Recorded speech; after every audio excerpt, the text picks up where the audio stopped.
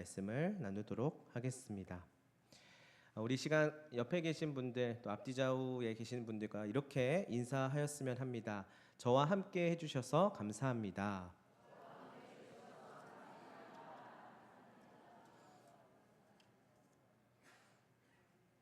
네, 한 번 더 인사할까요? 하나님 안에 우리는 한 가족입니다. 시작.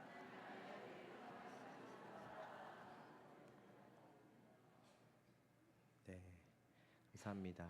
모두 사랑하는 데이 때마다 이렇게 함께 또 얼굴 보고 함께 예배드리고 또 하나님의 은혜를 나눌 수 있다는 것이 사실 큰 축복인 것 같습니다. 네, 오늘 우리가 읽은 본문 말씀인 전도서 4장 9절부터 12절까지의 말씀을 보면은요, 함께하는 것이 얼마나 중요한지를 우리에게 보여주고 있습니다. 이것은요, 그냥 강제력을 동원해서 전체를 위해 개인의 희생을 강요하는 것이 아닙니다. 각자의 개성과 고유함을 지닌 개인들이 서로 한데 어우러져서 함께하는 것을 의미합니다. 이미 성경에서는요, 교회 공동체를 이야기할 때 이 함께하는 신앙생활의 유익과 또 당위성을 말하셨습니다.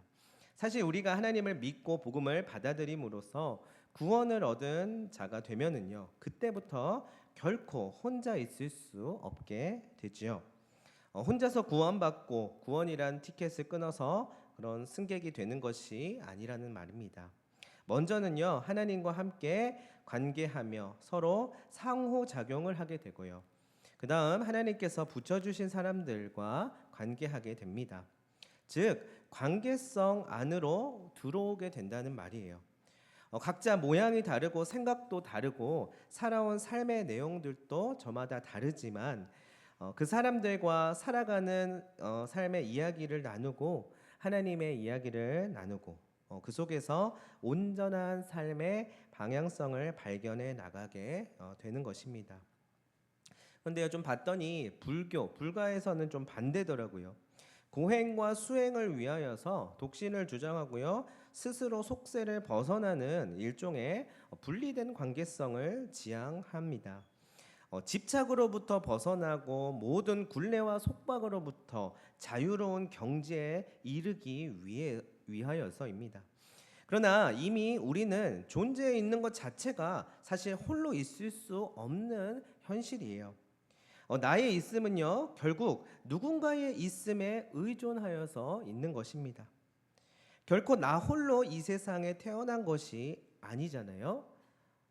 근데 혹 어디 이제 이야기 설화나 뭐 옛날 신화 같은 데 보면 박혁거세라든지 뭐 아니면 뭐 서양에 있는 제우스 신이라든지 이런 거 보면 그냥 하늘에서 뚝 떨어졌다라고 이야기하기도 해요. 알에서 태어났다라고 이야기하기도 하는데요.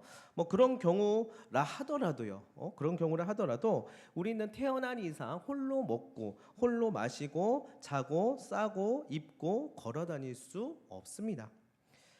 누군가의 보이지 않는 희생과 헌신과 그리고 무엇보다도 타인의 다른 사람의 있음이 있기 때문에 바로 내가 존재하고 있는 것입니다.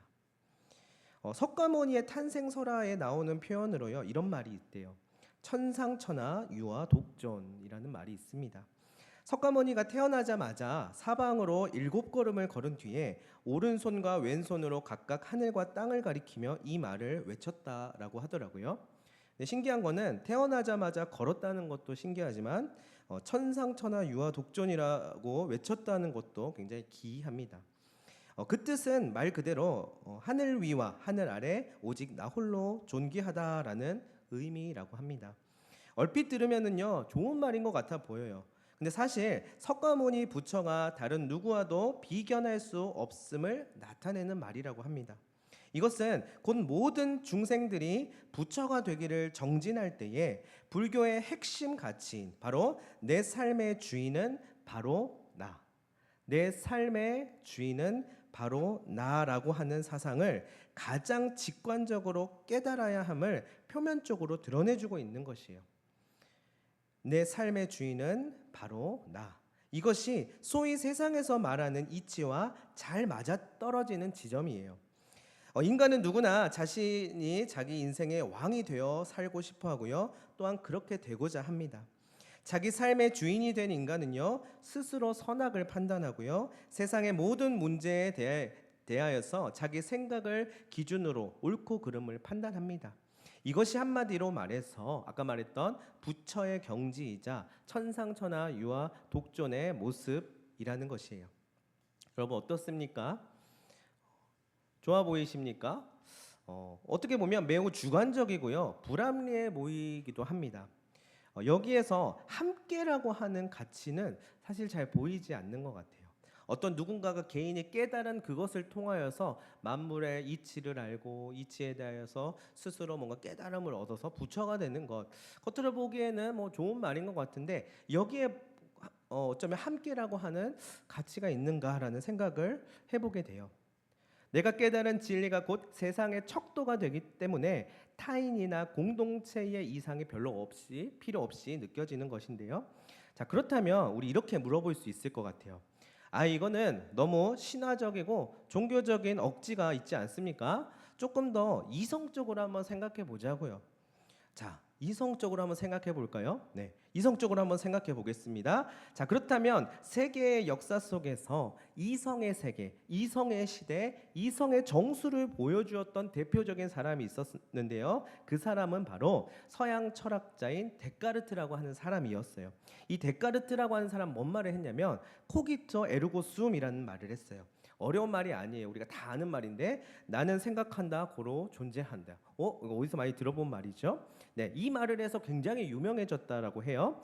이게 나중에는요, 서양 철학의 굵직한 큰 기둥을 담당하게 되는데요. 이 사상이 한동안 수백 년을 지배해 왔습니다.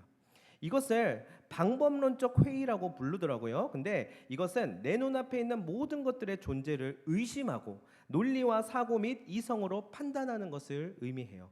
계속해서 끝없이 의심해서 뭔가 밝혀지는 것들이 있다라는 것인데요. 그렇기 때문에 나중에 정보를 수집하고 검증을 하는 단계에 뛰어난 능력을 발휘하게 되는 것입니다. 이것이 나중에 근대의 합리성을 마련하는 데 큰 도움을 주게 돼요. 과거의 미신과 신화적 상상을 대체해 줍니다. 과거의 비합리성을 청산하고요, 근대화와 산업혁명과 르네상스 시대의 핵심적인 기반이 되는 생각이 된다는 거예요. 생각이요. 우리 오전에 생각에 대하여서 말씀 나누었잖아요. 결국은 인간의 이성으로 검증을 통한 나름대로 정확하고 확실한 인식이 가능하다라고 주장할 수 있게 돼요. 미신이나 신화 따위 말고 우리가 가지고 있는 이성의 빛나는 이성의 힘을 발휘해 보자라고 주장하는 건데요. 이것이 도구적 이성이라고 하는 이름으로 나중에 하나의 인식론의 방법이 되는데요. 자, 여기서 중요한 것은 이겁니다. 한마디로 말해서 계산을 때리고 증명 가능성을 따지고 확률을 높여서 나름대로 추론을 해야 한다는 것이에요. 여러분 인생을 한번 이렇게 살아야 한다고 생각해 보십시오. 굉장히 피곤하지 않습니까? 네, 근데 이것이 주는 또 유익이 있었다는 것입니다. 겉으로 보기에는 이만큼 철저하고 합리적인 게 없어 보입니다. 그런데요, 이것에 가장 큰 단점이 있어요. 그것은 뭐냐면 나의 사고와 합리성과 판단의 재료로 삼기 위하여서 모든 사람과 사물을 이용한다는 것입니다. 이성의 도구화는 이념과 언어와 사유와 사람마저도 다 도구화시킵니다. 여러분, 우리가 잘 아는 말로 아는 것이 힘이다라고 하는 말이 있잖아요. 근데 그렇게 알면 알수록 힘이 생겨서 결국에는 왕이 되고자 하는 모습을 취하게 된다는 것이에요. 사실은 우리는 모르는 게 훨씬 많은 존재인데요. 내 심장과 폐부와 혈관과 뇌세포가 어떻게 작용하는지 알 수 있는 만큼 한번 알아보자 해서 굉장히 그것으로 인해서 많은 유익을 얻게 됩니다. 의학이든 과학이든 공학이든 빛나는 문명의 발전을 이루게 되었어요. 그런데 아까 말했던 도구적 이성이라고 하는 내 안에서의 그 도구화시키는 이성에 보이지 않는 단면이 결국에는 그 결과는 서로 그 힘으로 전쟁을 하게 되고요, 인간과 자연을 파괴시키는 우를 범하게 됩니다. 선한 일에 또 유익한 일에 사용될 수 있다라면 좋은 일이지만 인간이라고 하는 존재가 그것을 이용하여서 결국에는 자신의 합리성을 통하여서 어떠한 누군가를 죽이고 또 전쟁을 일으켜서 자신의 그 힘을 과시하고 자연을 파괴하면서 인간의 우월성을 드러내는 모습들이 보였다는 것이에요. 여러분, 이게 어찌된 일일까요? 그리고 무엇보다도요, 자본주의와 물질 만능주의가 자리 잡게 되었어요. 그래서 철저한 개인주의와 극심한 효율성만을 주장하는 성공지상주의가 지배하게 되었다는 거예요. 여러분, 함께라고 하는 가치가 도대체 어디 있냔 말이에요. 인간의 합리성을 통하여서 더 행복한 삶을 살고자 무언가 노력하여서 발전을 시켰는데, 이곳에서 진정한 행복을 찾을 수 있느냐 한번 물어봐야 합니다. 어떻습니까? 현대 시대에 합리적 이성은 사실 꼭 있어야 하는 것입니다. 미신의 세계에서 사는 것보다 훨씬 이해 가능한 세상이지 않습니까? 그런데요, 그것도 결국 한계가 있더라는 거예요. 그 끝에는 결국 왕이 되고자 하는 인간의 교만과 죄가 드러나게 되어 있는 것입니다. 하나님이 없는 이상은 결국 이 죄의 문제를 해결할 수 없다는 것입니다. 그러나 우리가 잘 알다시피 인간 안에는 하나님의 형상이 깃들어져 있습니다. 아무리 앞서 말한 이러한 사상과 사유들이 우리를 몰고 가고 그 생각들이 우리를 부추긴다고 해도요, 그럼에도 불구하고 선을 물으며 양심을 포기하지 않고 심지어 희생과 비효율성의 길을 가더라도 어떠한 가치를 구현해내기 위하여서 애를 쓰는 모습을 보입니다.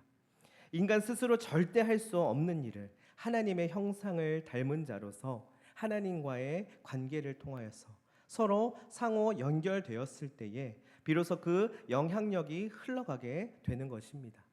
바로 관계가 그 키워드입니다.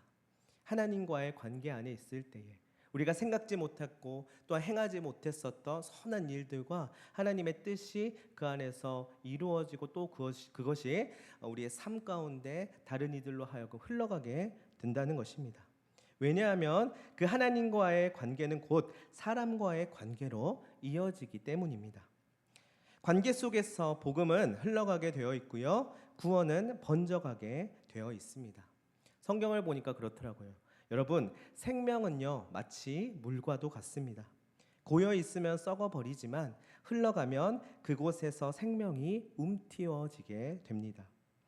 성경은 그래서 그리스도인이 된다는 것이 서로가 서로를 위하여서 섬기고 희생하며 혼자서는 어렵고 힘든 일들을 함께 도와주고 혼자서는 이겨내기 어려운 고난을 함께 짊어져주는 참된 연합을 이루어야 함을 강조합니다.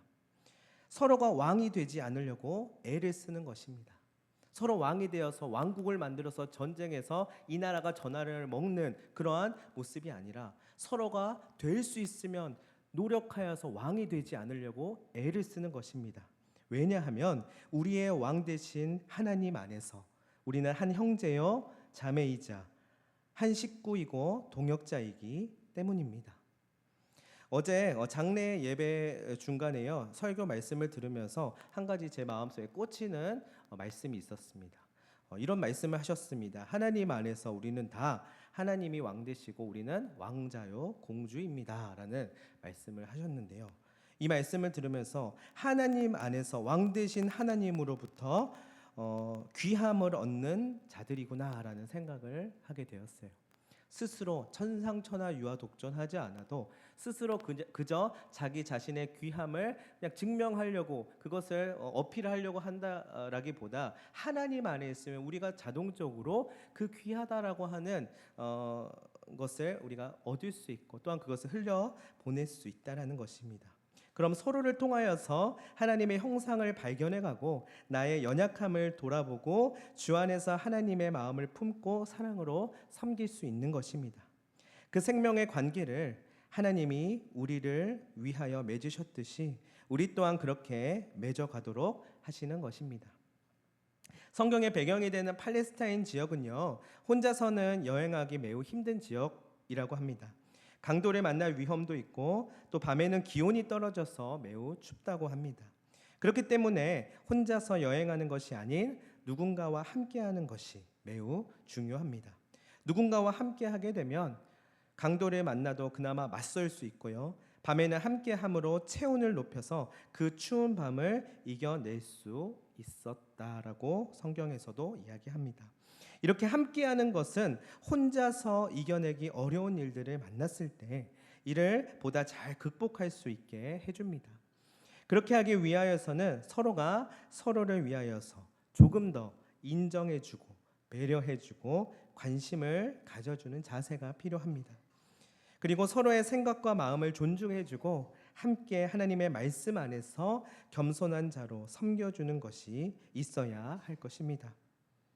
오늘 우리가 읽은 본문의 말씀은요, 이러한 점이 매우 중요하다는 것을 계속하여 강조하고 있습니다. 특히나 연약하고 어려움에 처해 있는 사람이 곁에 있다면 그 사람을 위하여서 마음과 정성을 쏟는 자세가 꼭 필요하다는 것입니다. 그리고 자기 자신 또한 서로 기댈 수 있는 사람이 되어야 할 것입니다. 나 또한 누군가 어려워하는 사람에게 찾아가서 그 사람의 기댈 곳이 되어줘야 하기도 하지만 나 또한 나의 연약함, 나의 어려움들을 누군가를 통하여서 기대기도 하며 서로 의지하며 하나님을 바라볼 수 있어야 한다는 것입니다. 그렇기 때문에 서로가 자신의 연약함을 드러내고 함께 공감하며 기도할 수 있어야만 합니다.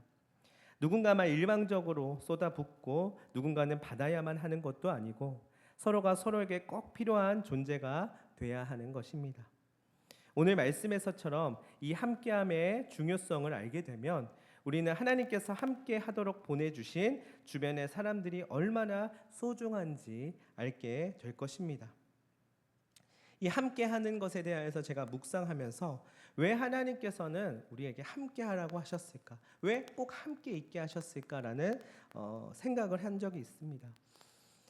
태초에요, 성경에 봤더니 아담과 하와를 창조하셨다라고 하더라고요. 근데 왜 하필 이렇게 홀로 있어도 뭐 충분할 수도 있는데 꼭 같이 함께 하도록 하셨을까? 또는 한 사람만 동쪽에서 이렇게 살게 하시고 또 한 사람은 떨쳐서 서쪽에서 영원토록 만나지 않고 그렇게 하셔도 상관은 없을 텐데 왜 또 꼭 둘이 그렇게 함께 하라고 하셨을까? 아담과 하와가요 부부 관계였잖아요, 여러분. 근데 정말 이 두 사이가 영원토록 그렇게 사이가 좋았을까라는 생각을 해봤어요. 근데 아무래도 엄청 싸우지 않았을까요?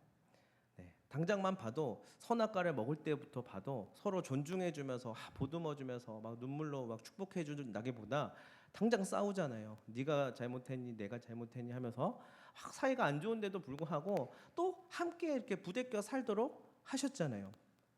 왜 홀로 두게 하지 않으시고 함께 하게끔 하셨을까? 그것은 제가 하나님의 사랑을 묵상하면서 깨닫게 되었습니다. 함께하면 힘이 되기 때문에 그러셨구나라는 생각을 하게 되었어요. 함께하면은요 힘이 되는 것입니다. 이상하게도 함께하면 힘이 나는 것이에요. 하나님의 신비한 은혜의 비밀이 이 함께라고 하는 것 안에 있구나라는 사실을 깨닫게 되었습니다. 우리가 주님 안에서 함께하고 있습니다. 그로 인하여서 이 함께하는 우리의 마음들 안에서 하나님께서 일으키실 분명한 일들이 있을 것입니다. 은혜의 일들을 드러내시고요. 하나님의 그 영광스러운 일들을 우리 가운데 행하실 것입니다. 그것은 홀로 있을 때가 아니라 함께 할 때 비로소 하나님께서 보여주고자 하시는 일들이 있다는 것입니다. 우리는 그러나 그런 것들을 한 번씩 잊어버릴 때도 있고 또한 삶을 살다 보면 그죠? 놓쳐버릴 때도 있습니다. 마치 부모의 곁을 떠나 독립을 한 자식이 하나부터 10까지 자식을 위해 희생해준 부모의 고마움을 나중에서야 그제서야 깨닫는 것처럼 우리 또한 평소에는 잘 모르고 넘어가는 모습으로 살다가 어느 순간에 우리 곁에 있는 사람들이 얼마나 소중한 이들인지 깨닫게 되기도 합니다. 매번 아쉬운 것은 늘 뒤늦게 깨닫는 게 우리의 모습인 것 같습니다. 우리는 우리의 사랑하는 사람들과 함께함으로 주 안에서 함께 지어져 갈 수 있습니다. 그렇게 하나님께서 우리를 이 세상 가운데로 보내신 것입니다. 요한복음 13장 34절부터 35절 말씀에 이렇게 이야기하는데요. 같이 한번 읽어보겠습니다. 새 계명을 너희에게 주노니 서로 사랑하라. 내가 너희를 사랑한 것 같이 너희도 서로 사랑하라. 너희가 서로 사랑하면 이로써 모든 사람이 너희가 내 제자인 줄 알리라. 아멘. 예수님께서도 이러한 서로에 대한 사랑의 수고를 강조하셨습니다. 심지어는 새 계명이라고까지 말씀하시면서 그냥 너희에게 내가 좋은 권면의 말씀 하나 할게라고 말씀하시지 않으시고 이 계명을 지켜야만 내 제자가 될 수 있다라고 얘기하십니다. 이 계명을 주신 이유는요, 우리가 이것이 너무나도 필요하기 때문입니다. 여러분, 지금까지 이 사랑의 사명을 잘 감당해 오셨습니다. 그리고 앞으로도 서로를 위하여서 무릎과 눈물로 기도하며 함께 해준다면 반드시 하나님 안에서 참된 기쁨과 구원을 누릴 수 있게 될 것입니다. 원수는 끊임없이 우리를 미워하게 하고 시기하게 하고 이간질하며 부정적인 감정들로 휩싸이게끔 만들 것입니다. 그러나 주님께 나아가면 주님이 이 함께하는 사명을 이루게끔 도와주실 것입니다.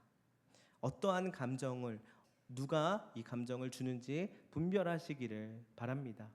하나님께서 주시는 마음들은 어떠한 마음인지 분명하게 하나님 안에서 묻고 하나님께서 주신 마음 안에 거하시는 여러분들 되시기를 바랍니다. 혹 내 능력이 부족하며 내 마음이 연약하여서 서로를 섬기고 사랑하기 힘들게 느껴지신다면 그 마음 그대로 하나님께 나아가십시오. 하나님께서 분명히 밝은 빛을 비춰주셔서 어두웠던 마음이 환해지고 차가웠던 마음이 따뜻해지도록 해주실 것입니다. 오늘 모두 사랑한 데이 오후 예배 시간에 이러한 하나님의 사명 또는 부탁을 다시금 돌아보는 우리가 되기를 간절히 소망합니다. 우리의 삶을 이 사랑과 섬김으로 가득 채워 나갈 수 있게 되기를 간절히 바랍니다. 기도하도록 하겠습니다.